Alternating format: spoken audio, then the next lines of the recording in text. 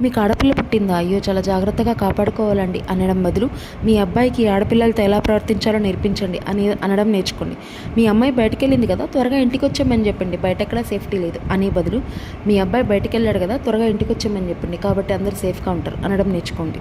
గాంధీ గారు అన్నారంట, ఏ రోజైతే ఒక ఆడపిల్ల అర్ధరాత్రి స్వేచ్ఛగా నడి రోడ్డు మీద నడిచిన రోజునే ఒక నిజమైన స్వతంత్రం అని చెప్పేసి, కానీ ఈ రోజున అదే ఆడపిల్ల అర్ధరాత్రి బయటకు వెళ్ళలేదు కదా, పట్టపగలు తను పనిచేసుకున్న ప్లేస్లోనే తన కాళ్ళు విరిచేసి, తన పెల్విక్ బోన్ క్రష్ చేసి, తన కళ్ళల్లో నుంచి రక్తం వచ్చేలాగా తనను ఫిజికల్ అబ్యూస్ చేసి, ఎంత ఘోరంగా ఆ అమ్మాయి నరకం అనుభవించి ఉంటుందో.